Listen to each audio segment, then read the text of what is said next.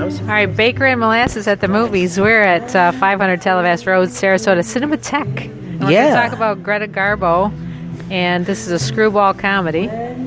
Yeah, it's Ernest Lubitsch, who had a beautiful touch. As a matter of fact, it was called the Lubitsch Touch, which was is something that is really hard to define. But Billy Wilder, I'm going to read it here over at the Sarasota Film Festival. What he said about it is like the joke and then one-upping the joke. It's like going for that beautiful moment. And he took harder issues and made them sort of witty and acerbic. He was sophisticated. Yes, and he was definitely dealt with subjects such as sex, which wasn't always talked about, but did it in a real sweet, nice way.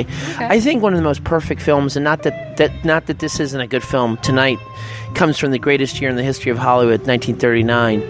But 1940's The Shop Around the Corner with Jimmy Stewart is absolutely a perfect film, and you can almost feel the snow in the. And it was remade into You've Got Mail. Right. And that is a sweet film as well. It just doesn't have that magic, that touch that this is.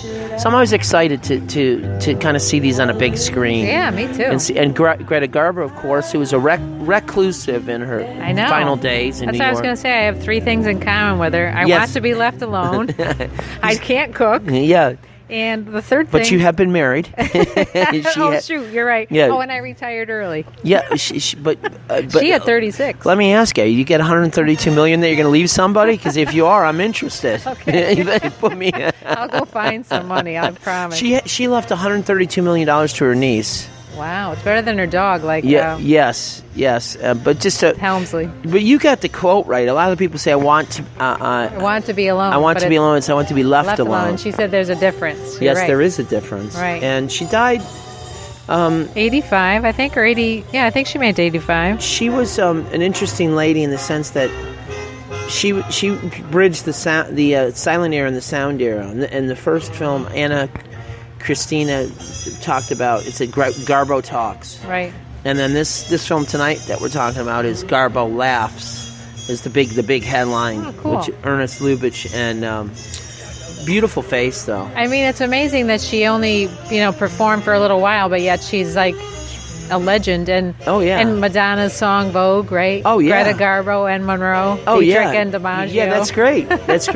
Yeah, Greta. I didn't think of that. Yeah, she's a legend. Yes, she is, and she's cited. I'm gonna mention Hemingway, in For Whom the Bell Tolls, has a nice little passage about her, and Betty Davis.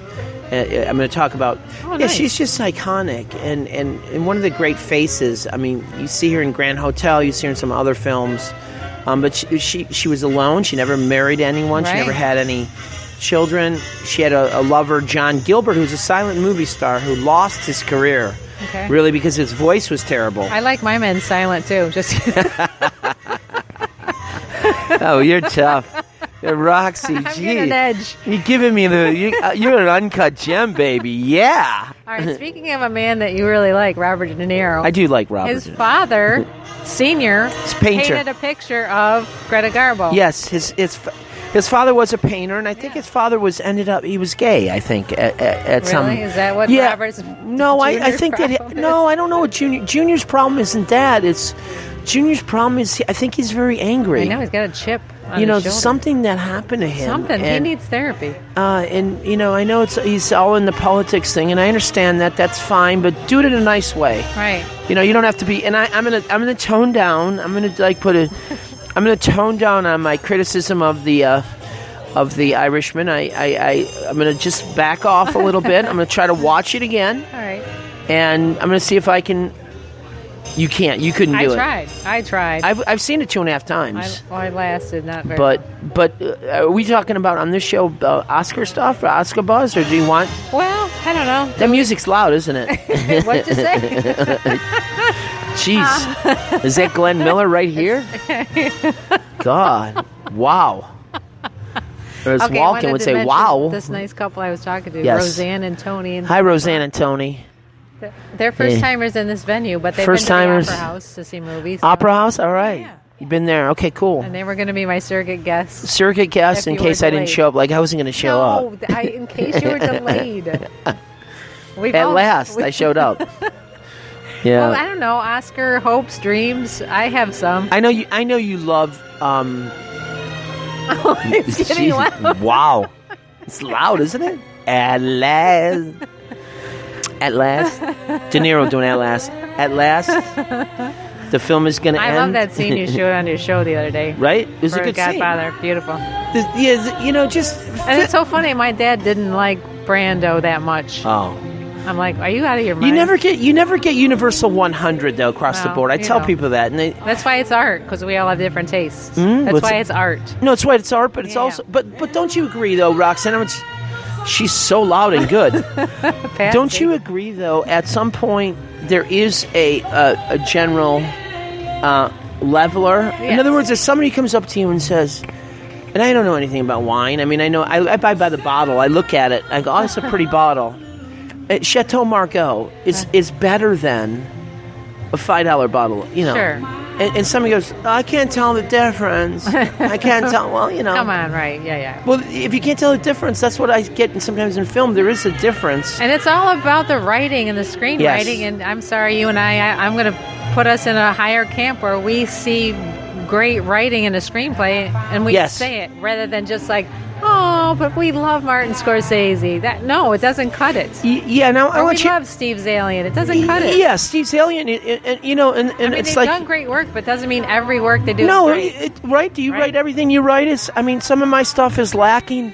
I've written 3 books, and I have to tell you, one is better than the other. My first one's probably my best book, and hopefully this book that I'm writing now will be. But I don't want to talk about that. But I wanted to ask you though, and I forgot my train of thought, which is.